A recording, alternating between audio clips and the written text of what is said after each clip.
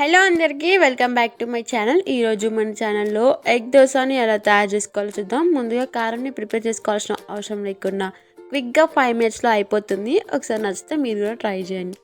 ఇక్కడ నేను దోసాని మీడియం సైజులో వేసుకుంటున్నాను.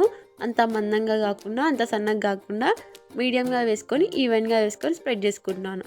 ఇక్కడ నేను సన్నగా కట్ చేసుకున్న ఉల్లిపాయలని వేసుకుంటున్నాను. అలాగే సన్నగా కట్ చేసుకున్న కొత్తిమీర ఆకులను వేసుకుంటున్నాను.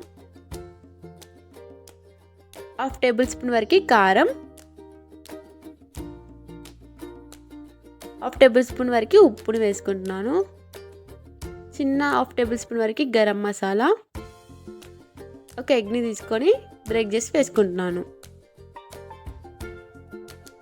ఎగ్ని వేసుకున్నాక ఇక్కడ నేను చూపించినట్టు అంతా కలిసేటట్టు ఇలా నేను చూపించినట్టు అంతా మిక్స్ చేసుకోవాలి.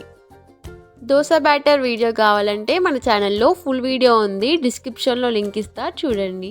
ఇక్కడ అంతా బాగా మిక్స్ చేసుకున్నాక ఈవెన్గా దోశ పైన స్ప్రెడ్ చేసుకోవాలి. ఇక్కడ నేను చూపించినట్టు స్ప్రెడ్ చేసుకున్నాక ఒక టేబుల్ స్పూన్ వరకు ఆయిల్ని తీసుకొని అంత సైడ్స్కి వేసుకోండి. ఇక్కడ నేను చూపించినట్టు అంత సైడ్స్కి వేసుకున్నాక పైన ఆమ్లెట్ పైన గిట్లా ఒక టేబుల్ స్పూన్ వరకు ఆయిల్ని వేసుకోవాలి. వేసుకున్నాక 1 నిమిషంన్నర పాటు ఉడికించుకున్నాక మరొక వైపు తిప్పుకున్నాక 1 నిమిషం పాటు ఉడికించుకుంటే ఎంతో tasty and simple egg omelette ready. చూడండి ఇక్కడ ఎంత బాగా కుక్ అయిందో. దీన్ని సర్వ్ చేసుకుంటే ఎంతో tasty and simple egg dosa ready.